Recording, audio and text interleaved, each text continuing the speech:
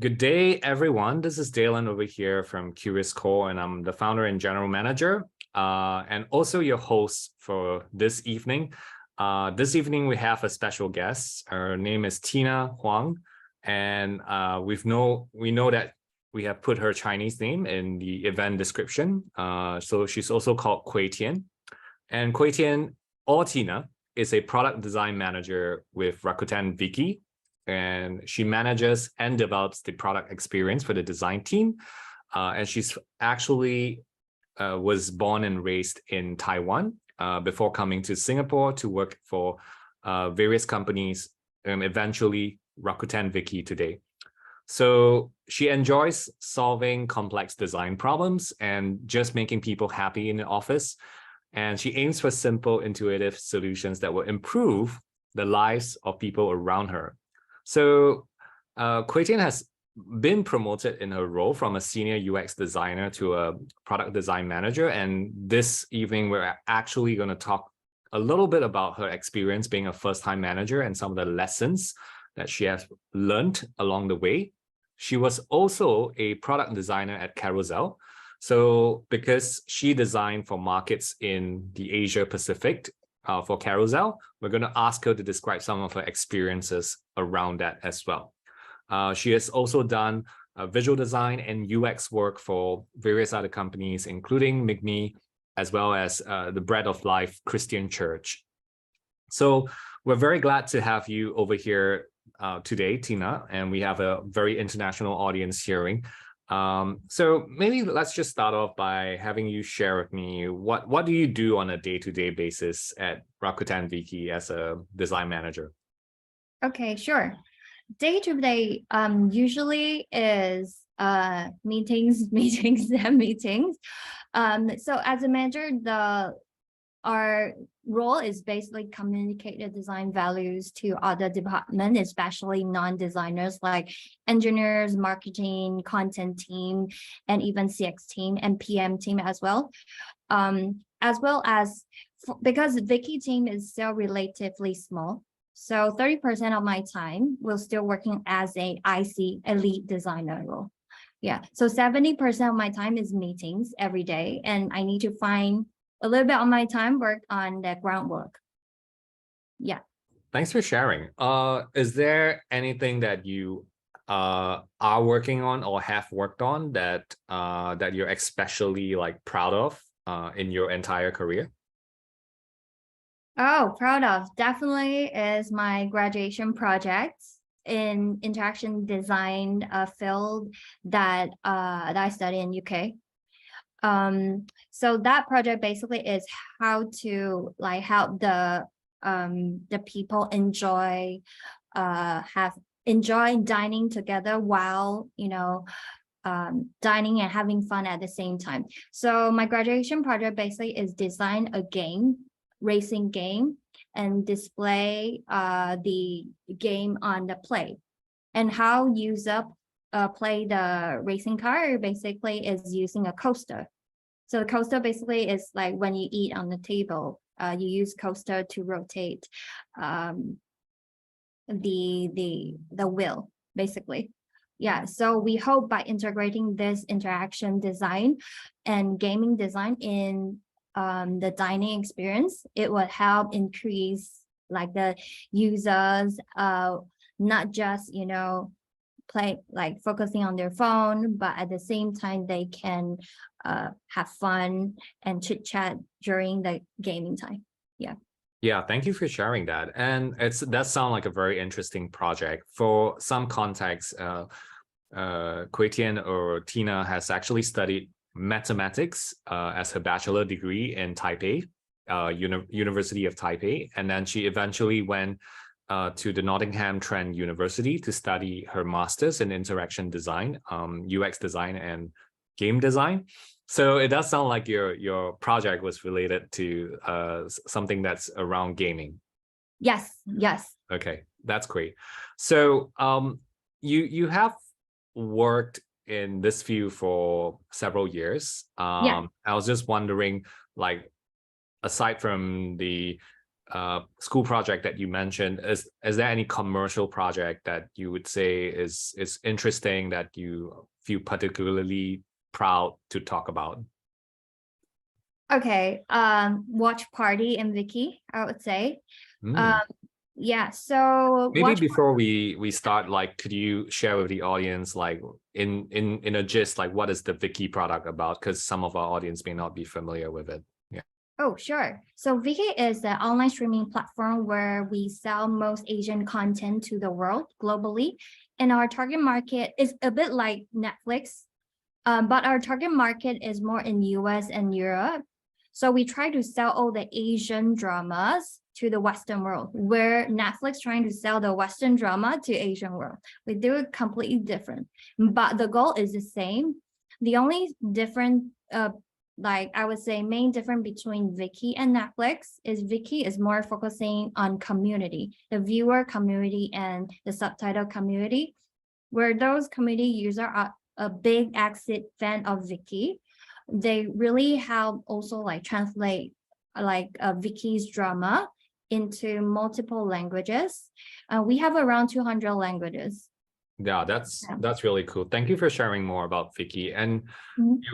you were saying, like you are proud of this feature called Watch Party Yeah. in Viki. Like, can you explain to us how it works? So watch party concept is actually born during COVID, where a lot of people are at home, don't know what to do, and people will start watching shows.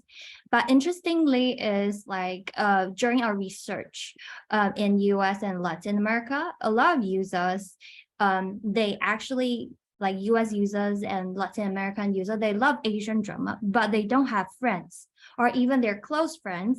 Like they're not interested in Asian shows. They have no idea why this puppy love thing can be so popular. So they feel like this, the things that they love, no one to share. So we found that this is an opportunity to allow, like Viki is an opportunity area, gather all these people together to watch Asian drama and shows. So why not we co-viewing together and makes them feel sense of belongings at the same time can share their feelings towards the cast and loves with someone who has the same and similar interests as you. So the watch party is a co-viewing experience, which the Viki had provided like certain contents allow like to co-watch with other people around the world. So even like you're from Brazil or you're from US, you can see that all the users were saying like, hey, where are you from? And they were like, hey, I'm from Brazil, I'm from Mexico. How are you? What time is it? So there's a lot of engagement happening in the chat room. It's a little bit like Twitch, but not really exactly like Twitch. Yeah. So walk us through a little bit about that process. Like how do you first discover there was a need for that feature, and then how did you manage to test it and validate that this is something the market needs? Yeah, so initially, we actually do a massive user survey. At the same time, we realized that at that time, a lot of like big tech company, they also create a lot of like co-watch or co-viewing, like Line. I'm not sure, do you heard about Line that can multiple people like Yeah, have a Line is really popular in Korea. Line's from Korea and it's really popular in Thailand, right? Yeah. Yeah, and also I think Meta also have a function called Watch Party that you can invite people into kind of like a group chat, video call group chat, but they can also view the chat and the feed at the same time.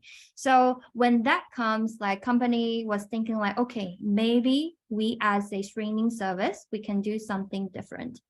So we actually do a massive marketing survey to two parts of users. One is existing user, another one is outside Viki, like people who don't know. We try to share the survey into certain forum or Discord is a very good place also for the viewer community user type, because these are the people who kind of like to hang on online, gather together with people who have the same interest. Yeah, so after gather all this survey back, we realized there is a potential and needs a lot of users are actually using Viki, using Discord, and then share screen and open Viki app or open Viki website to watch together, and even YouTube. Wow. So you found Yeah. that out through like a survey. Yes. Did you guys also do like user interviews to like ask more questions or? Yes, correct. We actually, after the survey, because we wanted to test whether if we introduce this feature, would it really benefit to the user? So after the survey, I quickly create a prototype, and then we do the user interview, and to the potential user that might use our feature, that the user who have this, behavior in Discord or trying to find a community, these type of user. And we introduce this prototype and let them try and play around. And they will start to give feedback to us, like which function is quite cool and excited, or which one is just, oh, it's nothing. I mean, I can find out in That's cool. HBO also. Yeah. So we actually test several rounds. I think 2 or 3 rounds about the, not just with usability test. We usually call this concept testing. That's great. Yeah. Is not testing, how the UI works or not, but is more testing about whether this feature works or not. How many people did you test this concept before you decide like this is like worth going ahead? Yeah. I think 2 rounds overall, 20 user, not a lot. 20 users. Okay. But and what kind of metrics are we looking about? Like, does it have to be like 70% of them love it in order for you to like go ahead, or what's going on? Actually, I would say this is a game bowling thing of this feature. I wouldn't say usability test or concept testing really can test out whether the function that market will accept. Everything have to roll out and monitor. It's still a small sample size after all, right? Yeah. Yes. Yeah. Compared to Viki's large traffic and monthly user base. Yeah. So what sorry, what's your question? Yeah, I just meant like, was there like a benchmark, like in order for you to like, what gave you the confidence to go ahead after 2 rounds of testing with like 20 users? Yeah. Oh, so definitely in user satisfaction score. And then another thing is SaaS score, we definitely use it just to measure whether the UI and everything makes sense or not. But user satisfaction score is one thing. Another thing is what type of user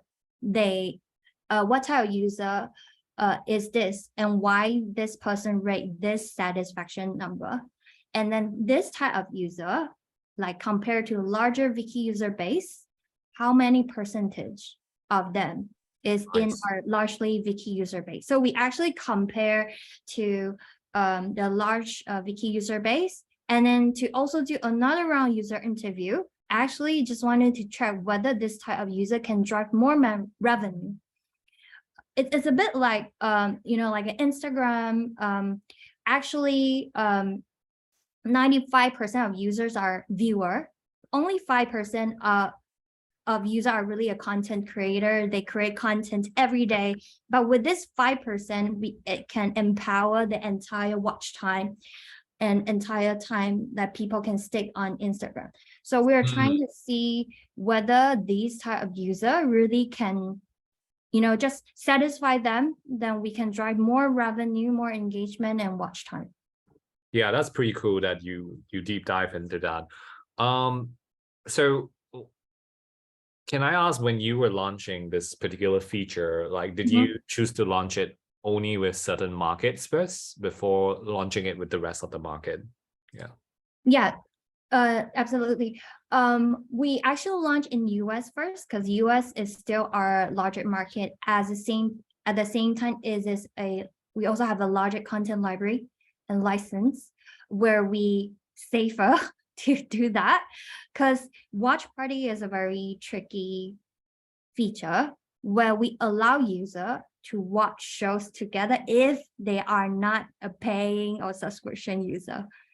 So this feature also kind of very critical and sensitive at the same time when we launch this feature in different markets. So what I'm hearing you say is that non-Viki subscribers can actually join their friends who are Viki subscribers in the watch party. Correct. Yeah. So it's like a growth engine that we drive user like a user acquisition. It's like, yeah, user acquisition. That's Yeah. very cool. And so far as you're kind of like now the features out there, like is it proving to be true? Is it proving to be like a growth sort of like engine for the business? I would say during COVID, it is. It really drive a lot of new user, also like word of mouth. Like any users who just, even the first shows they watch on Viki, they already wanted to use Watch Party is because we have this feature and we have the content they need. But after the COVID like ends, we can see the adoption drop quite a lot, to be honest. Okay. Yeah. Thank you for sharing. I wouldn't press you on the numbers because I know they are commercially sensitive.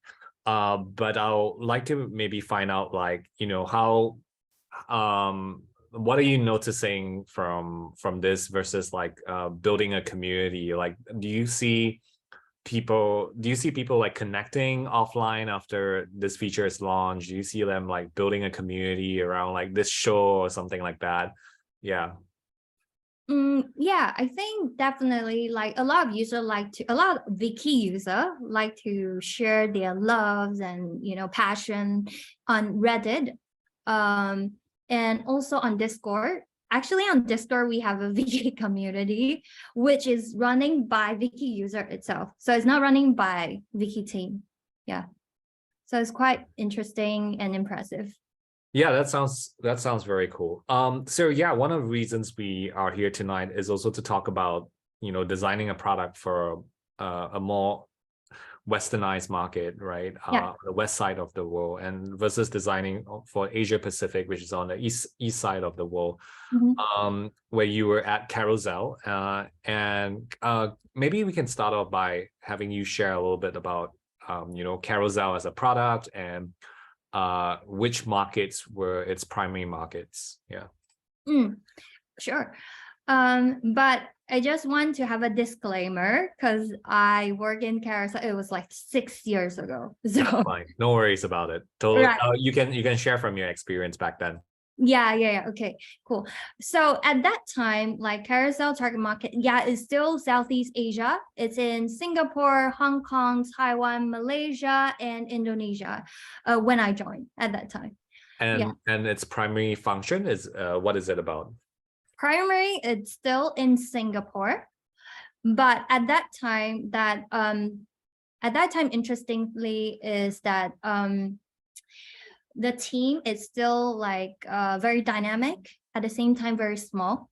So at that time, I think we have quite a lot of Western designers and mixed with Asian designers. So we have a lot of debate when it comes to designing.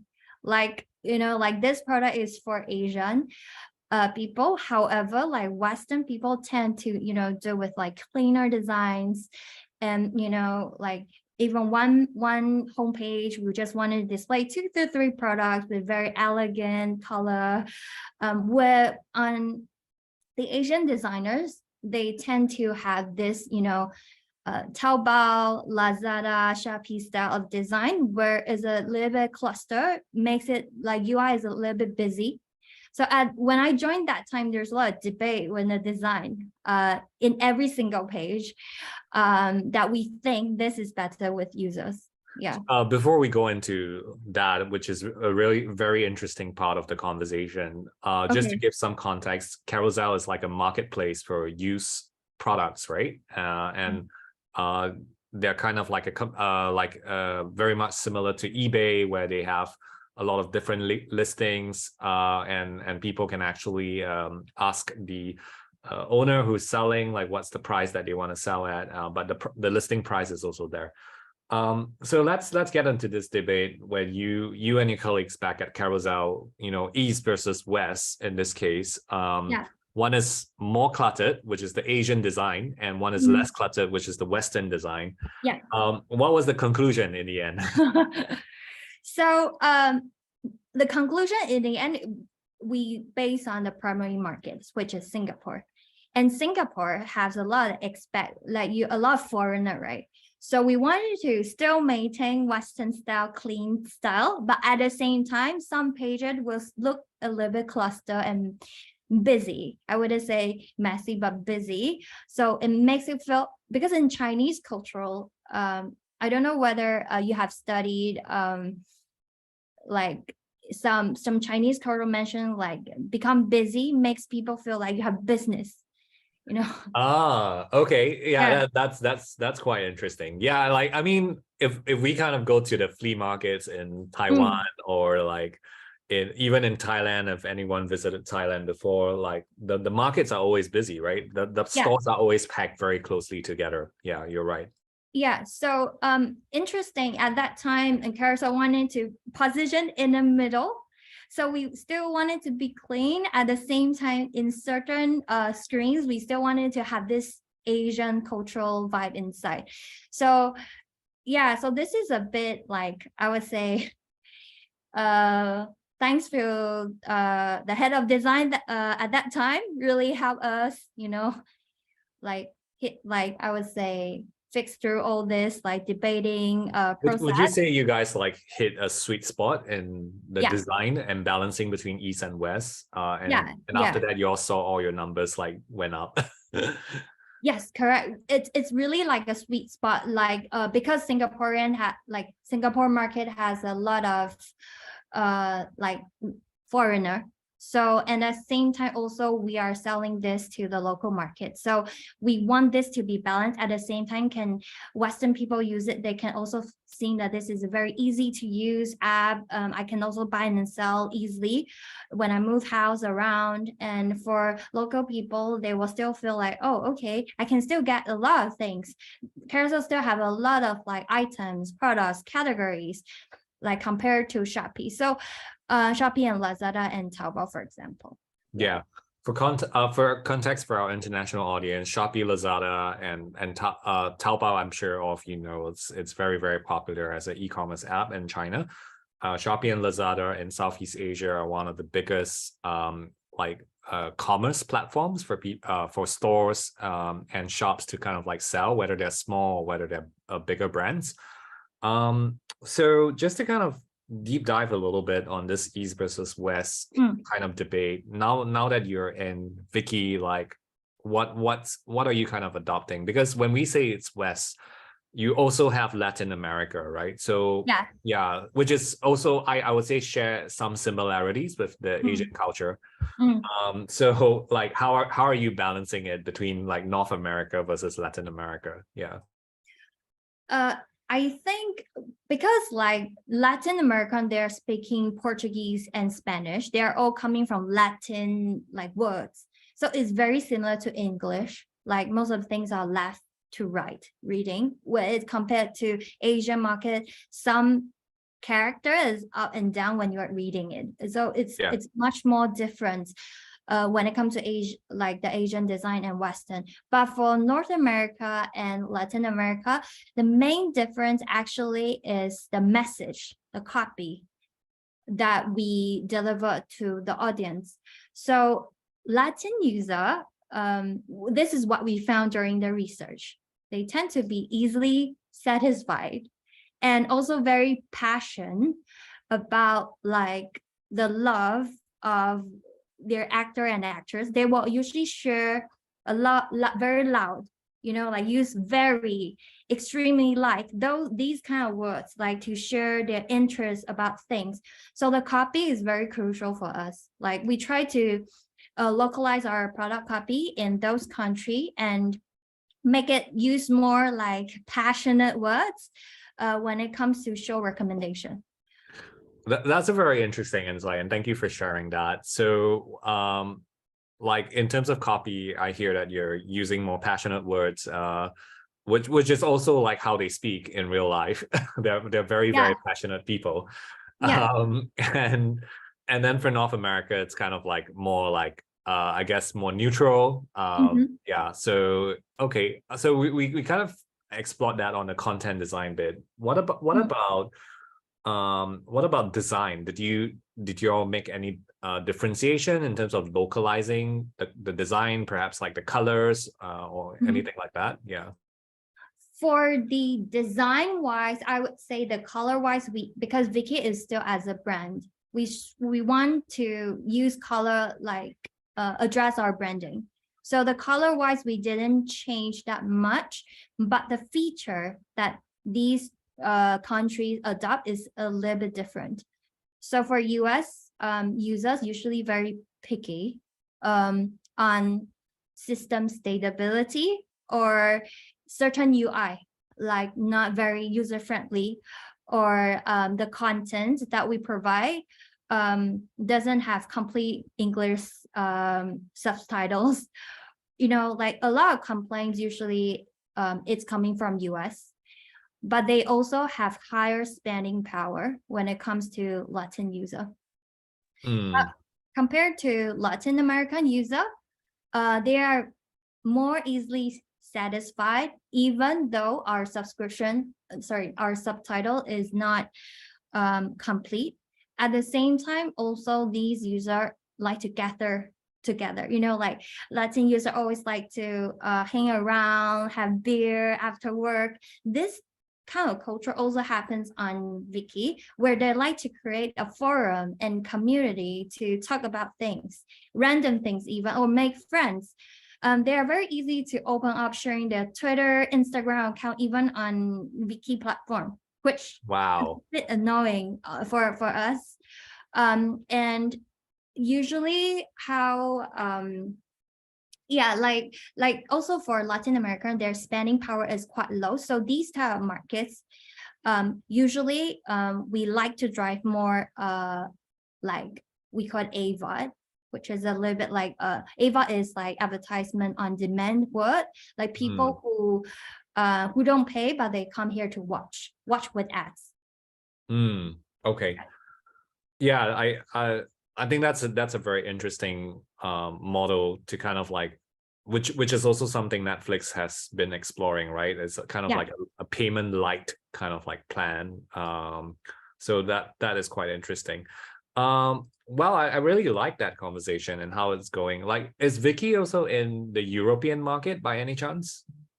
We actually European users still able to watch, but we don't like invest much effort. But I'm not allowed to say the future plan for Yeah, now, but that's fine. we are trying our best to invest in certain country now. Yeah, Okay, that's good enough for me. yeah. So I gather that the American continent is like one of the main markets. So you're Mm, designing primarily for the US market, as you said. yeah. Um, it's really interesting because Vicky is most of the team members are based in Singapore, or am I mistaken about that? Yes, correct. But we have office in China, in US, in Korea as Yeah, well. but your CEO or your head of product sits in Singapore. Uh, they're all in US. You're all in the US. Okay, Yeah. okay. Yeah, that's really interesting. I mean, if it's your biggest market, it makes sense for them to be there. But you do have a product design team here in Singapore, and you're Yeah. doing product work here in Singapore. Yes, correct. So that's good. Do you get to do like immersion trips, like go to the US and actually like talk to users or like observe users? Does any of that happen? So we are actually planning. So at past, we always do remote user interview with the US users, but at the same time, we also target Latin America. However, I don't speak Portuguese or Spanish. So we have a local agency who help us do everything like user research, user recruitment, everything. So what we have to do is get all this insight translated into the insight that they translated into English and we analyzing. That's it. Cool. That's Mm, great. So I have a general question. Like most of our listeners are from Asia and they're based or they're working in Asia Pacific. yeah. When you're designing for Asia, or you're as a design UX designer, what are, and especially like looking at how diverse Asia is, do you have any general tips or pointers like what we should look out for when we're localizing for local markets or designing for Asia in general? Designing for Asia. I'm not sure whether you have heard research before in the Purdue University. Tell It us more. meant, yeah, the global navigation thing. Tell us more about the research. Yeah.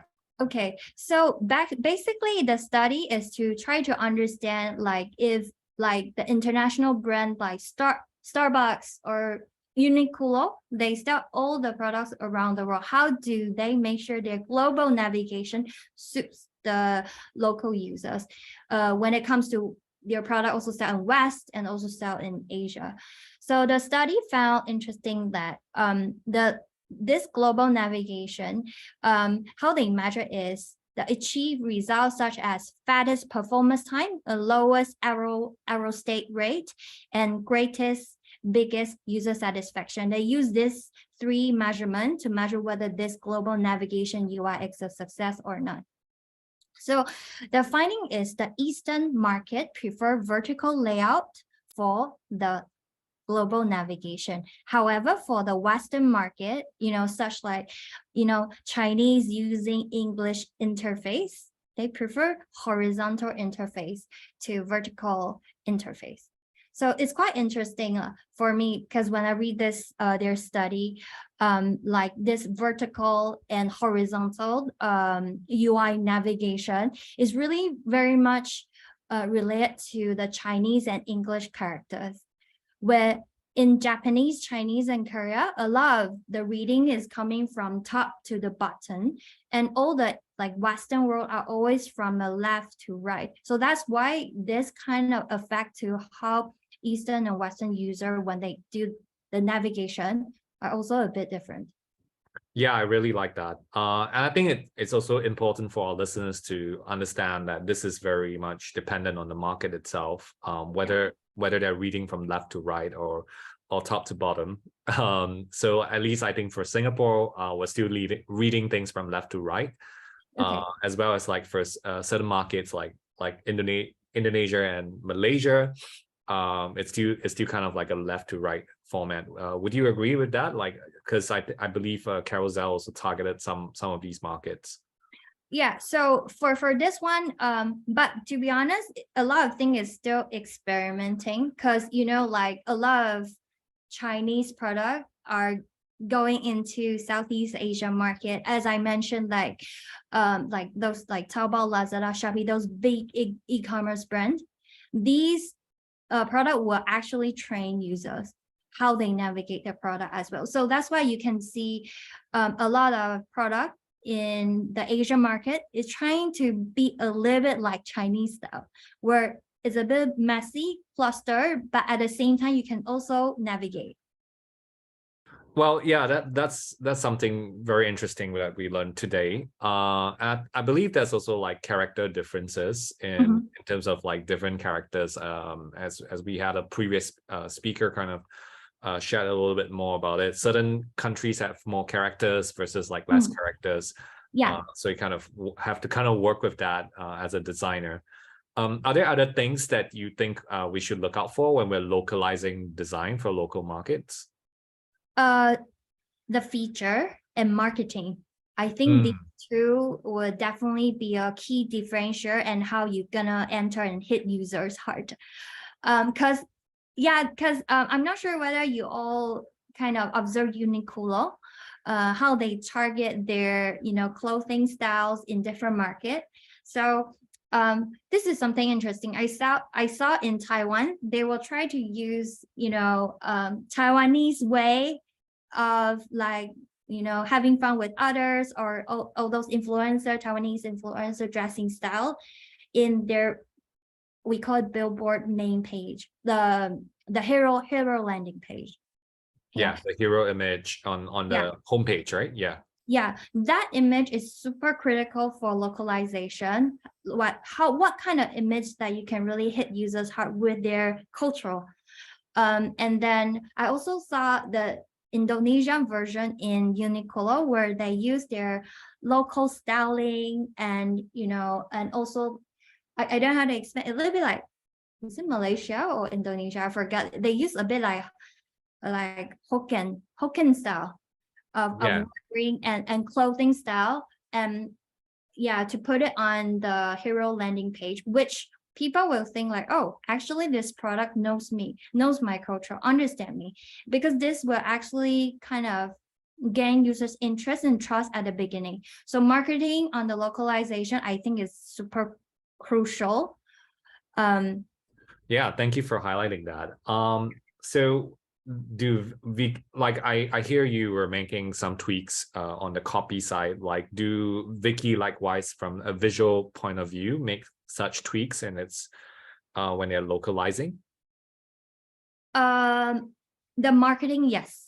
They Okay. actually, so our content team and marketing, both teams work very closely together. So our marketing campaign and show recommendation were really based on our data to see like which type of shows that the user like, and the graphic designer will actually do some tricks on an image and to express certain elements that only that cultural or that country has.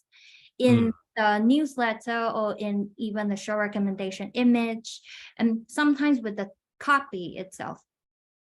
Yeah, that's really interesting because I believe some of our audience and listeners over here are also working very closely with their marketing teams or are handling marketing design responsibilities. And that's definitely a very important factor to actually adapt your designs to the local market. Yeah, so let's spend the next 20 minutes or so talking about your journey in your career. You became a manager and that's about 1 year ago. It's like your first year as a manager now. Yeah. So what Yes. what are some of the lessons that you learned switching from being an IC, which is an individual contributor, to being a manager that you would like to share with the audience? I think mindset is the first thing that have to change, and also reflect myself as a leader. Like so mindset is coming from like at past IC always manage projects, manage things, how can you push this project, have a better performance metrics, a delightful UI, those kind of things. But when it become manager, you are focusing on people. So it's a little bit to be honest, my first 3 months become a manager is a little bit challenging for me by just changing this mindset. However, I find out a way that can easily observe as a junior manager. So it's like as an IC, we design a product to a user. Eventually, company earn revenue. But as a manager, we interact with our members and eventually drive revenue to the company. So this is how I switch my mindset. And at the same time, I see all my team members as a user segmentation. So this is my mindset. And I was thinking like, how might I, as a people manager, satisfied with my user, which is my team members, and eventually they can grow and learn and happy at work, so the company can earn money eventually. So this is the thing. I think it would be easier for an IC to to transform their mindset quickly if they think your team members is kind of a user persona, because different team members have different style, different personalities, soft Yeah, skills, hard skills. that's true. Do Yeah, you kind of like adapt your leadership style with every team member then, or is there like something that you prefer and that you stick to? I actually adapt every single team members, I use different ways about like helping them grow and give them different kind of guidance based on their preference, because different individuals have different ways of receiving sometimes feedback, or sometimes is they actually are doing very well, but they will keep saying that I did so badly. Okay, my design is so bad. But so for this kind of people, you just need to give them hint, give them, praise, comments to help them gain confidence. So in one day, they will be more independent to drive their projects. Yeah, so I actually will change my style based on Okay. individuals. Yeah. That sounds great. And I think that's the best kind of leadership that I learned as well. I mean, this is like what we call situational leadership. Based on the situation, based on the person, you adapt it and then you to get the outcome and the result that you want, because that's actually what matters. So that's cool. Would you have any other sharings or learnings that you might want to share with other first time managers other than having the right mindset? Yeah, I think there are two things. So one thing is I actually read Making of the Manager book from Julie Zhao. I think it's a very popular book for every single I person. heard, yes. Yeah. And there's one or two chapters mentioned about leaders and managers. They are different. However, I would say that in the smaller design team like Viki, especially if your design team is less than like 15 people or 10 people, like all the manager somehow had to play a role as a leader as well. So I would say like for me, my current role is have to be a leader, at the same time have to be a manager. And I also read an article was very interesting. They mentioned like as a leader, you need to create a vision into the world. So all your team members, who is kind of your followers, will try to base on the vision, your dream wonderland that you want to create. So they try to work for you. And as a manager, your job is management, which is often like how you bring it to like fruition. So it is important to get people on the bus. But get people on the bus is like a leader. But in order to let the bus move, you have to have gas and working steering wheel. So gas and working steering wheel for me is like a management. You need to kind of like help them grow, so everyone can move in the same directions. So this is like my learnings, like my role have to be a leader and a manager at the same time. Okay, I think that's quite an interesting analogy and also like distinction. I think a similar one I've heard about is it's about, instead of getting like people to like, instead of just get like, this is an analogy that's related to being like a captain of a ship, right? So instead of getting people to just do their jobs on a ship, get them to yearn for the feeling of being in the sea, right? That's the job of a leader, that they should love coming to the boat, to the ship, to kind of like work as a part of your crew, and they have to yearn the sea, right? Versus like just doing their job to keep the ship functioning. So that's also another analogy that I've heard in recent times. Thanks for sharing tips on that, and I'm sure you'll be learning lots more along the way. Would you have any tips for people who are looking to get promoted to become a manager? Like what would you, you got there, right? Like obviously you're quite outstanding in what you're doing. So how should people kind of like, work towards getting promoted? Like, do you have any general tips on that?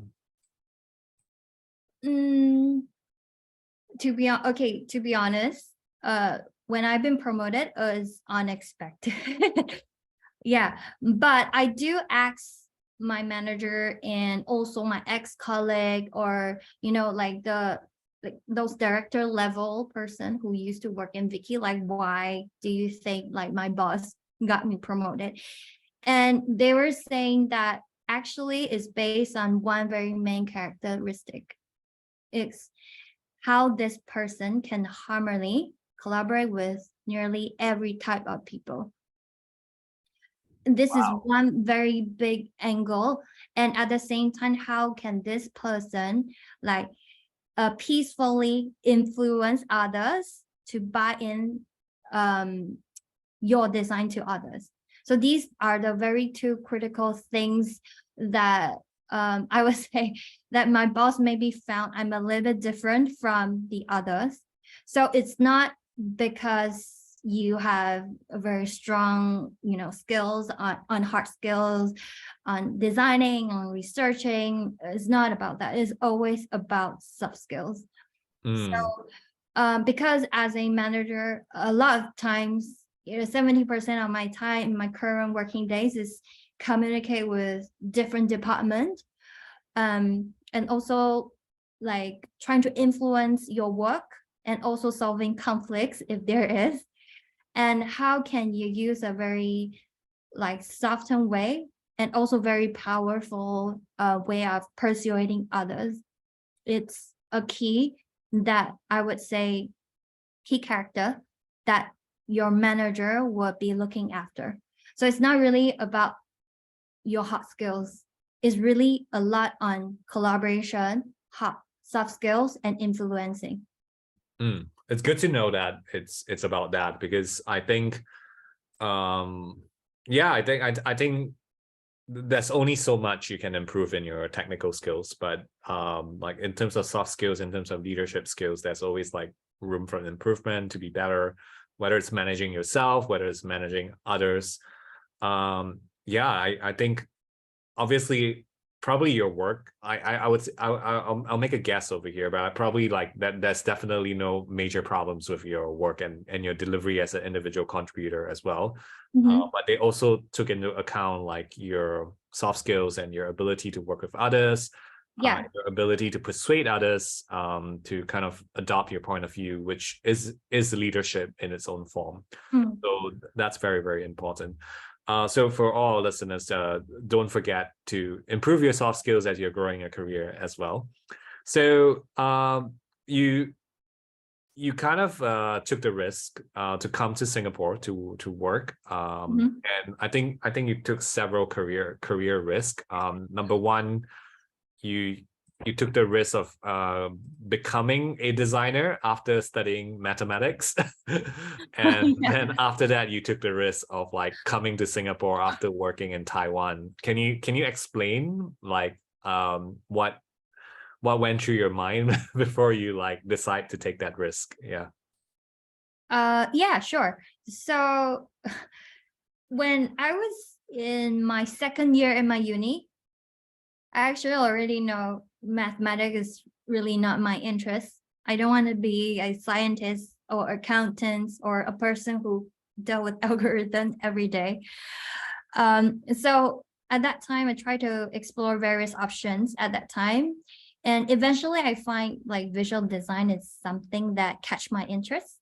So I actually took a minor in multimedia design eventually in my third year in uni.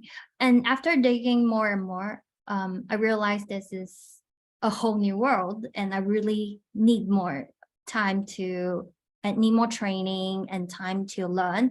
So I actually went to a design institute in Taiwan, which is a bit like Curious Core that help people transition to a design industry.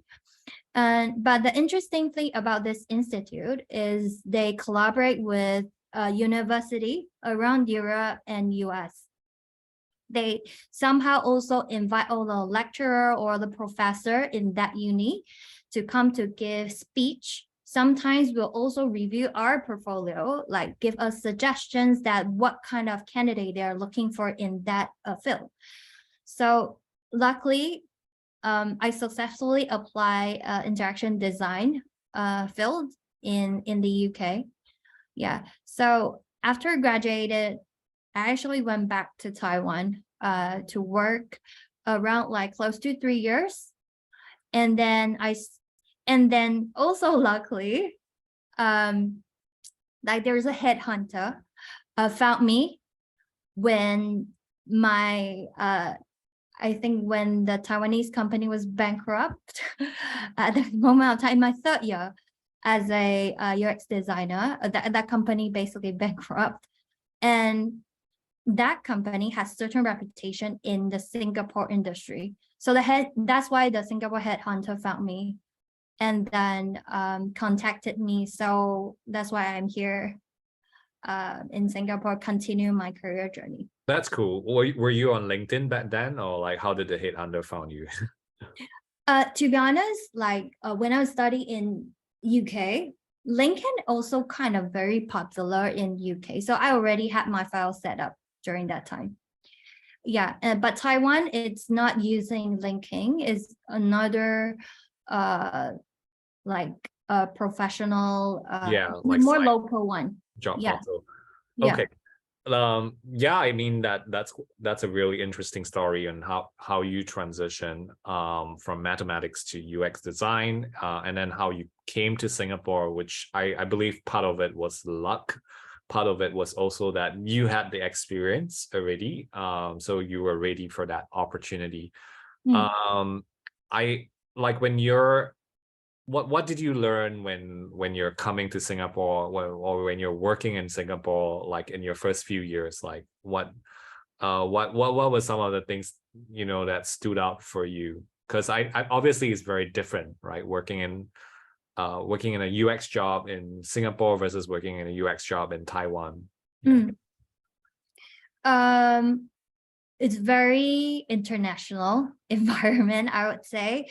When I joined Carousell, I never know, like, I can't imagine that, well, there's like 20 nationality in one company, where my job in Taiwan at that time is all Taiwanese and all very, Taiwanese style boss, where Carousell at that time is very international, open, and transparent, not much hierarchy.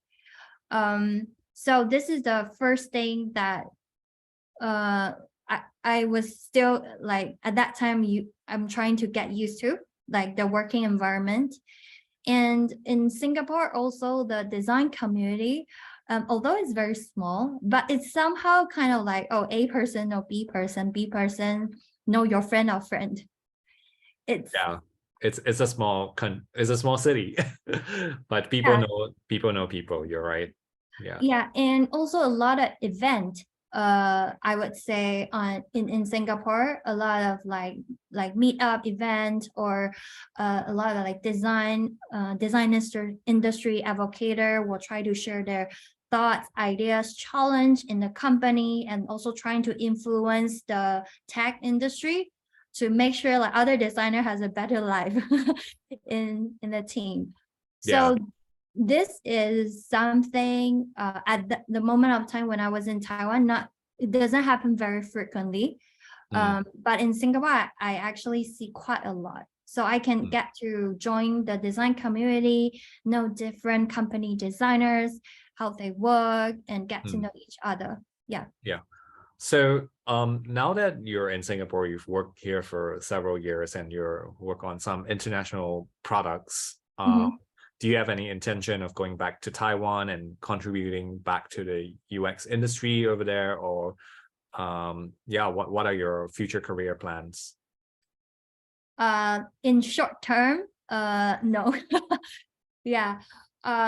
Because like I mentioned, that Taiwan's UX maturity, I would say compared to Singapore, is still relatively low. They treat most of the designer or UI designer, even their job title called UX designer. The company actually don't really see much value unless you are an international product like Yahoo, like Google, like BenQ, all those global brand. They actually value UX designs and company willing to spend effort on that area, whereas most startup, they're more focusing on product stability. So they actually still want to hire a designer that works well in UI. No matter what your title is, like whether it's UI/UX designer or product designer, whatever your title is, the company still think you are a UI designer. Okay. Yeah. So yeah, I think that might take a couple of years to catch up. And it depends really very much on the job opportunity, I'm sure, in Taiwan. And now that you've kind of gone through this journey, like being in the industry for many years, being a UX designer, and I'm sure you're also hiring people. What kind of advice do you have for people who are looking to enter the industry, but finding it very competitive, and or finding it, that maybe they don't necessarily have the kind of like opportunities at the moment, especially with like the tightening of the tech industry? Like what kind of advice would you give to people who are trying to break into UX design? You mean as a junior designer or As like a junior designer? Yeah. As a junior designer, I think there are two types of junior designer that I encountered at my past experience. So one type is that they went to like also like institute, studied the whole process of UX, and then came out to find a job. And they assumed they will use the portfolio that they work in the institute to find a job. However, it's very different from the actual project you're going to working on in industry. So, and then the junior designers, some of them were thinking that they like to go with more like strategic thinking when it goes to a UX designer role in their first job, which it's not possible, to be honest, at your first job, because UX designer or product designer or UI UX designer as a junior, you have to know how to create your craft. You have to know how to execute before you land on strategic thinking ways of work. So I think this is one very big interesting insight I found. Like a lot of people think like when I join UX designer, I will do a lot of like strategic thinking, a lot of little things like PM jobs, less UI work. But to be honest, as a junior designer, your first job is have to know how to execute a project. Like given a scope of the project, you have to know how to execute. You don't need to know like, to be honest, you don't need to know like how to hit the business metrics, or like how can this improve the numbers, like what PM is currently doing, but you need to know what problem you're solving. At the same time, how to deliver UI is very important as a designer. So, okay. So yeah. you would suggest that for people who are still struggling to kind of make sure that their technical skills are strong, so that they are able to get hired. Yeah, so because as a junior level designer, we usually look for people who are capable of executing the project instead of thinking, oh, this project is not doable. I don't think it's hitting business metrics, because these are more like senior designers. They will usually have, based on their past experience, they already knew like what kind of designs, what kind of layout will better fit the business. Are you speaking on behalf of the companies you work for, or this is like more specific to Viki, like how you all look out for junior designers? I would say the past company I worked for, every single company, we are always looking for a person, like a junior person, your first year career, looking for more good at execution. However, some startups actually looking for a junior designer who can do literally everything. I know this sounds very very bad. But the thing is, I think is a very good opportunity for a junior designer to sharpen from end-to-end experience, from user research till the UI deliverables, and also learning how to convince your work to different stakeholders is a Yeah. very good, I would say, a stage or playground. I'm not sure Yeah, I think playground like would kind work. of like a sandbox, as you Yeah, say, like a playground, or like that kind of like opportunity to really grow very, very yes, quickly. Yeah, yes. into the role. Yeah, that's really good advice. With so many people getting fired right now, and it's not a really great time in the tech industry, you know, do you have any advice for people who just lost their jobs in tech? Like how I would say advice, but maybe like any words of encouragement or tips if someone just lost their job and they're trying to like kind of like pick up the pace and get a job, right? Yeah. Mm. Uh, to be honest, I'm standing from a hiring manager point of view, which all the tech companies in this period of time are trying to save money. So that's why, yeah, I have to say saving money so that the company can still running, it would be their first priority. So sometimes during this time, even like very seasonal designers will have a little bit hard time finding job. It's just because they want to save money, or maybe find someone who is less expensive, which this also sound very bad. But as a company, this is also what we are looking for as well. And another thing is that I would suggest that if like going to the big company, if it's difficult, why not try more like potential startup, or the startup who is going to profitable or ready or even is profitable, because like these startup actually give you a lot of space or give you financial kind of like safety, knowing that you join, you won't get fired, within several months, Yeah, for example. that Yeah, makes sense. yeah. And then during the start, they will give you a lot of like responsibilities, that you can do end to end. You have more voice and influence on the main decision, on the business, on the design, on the feature.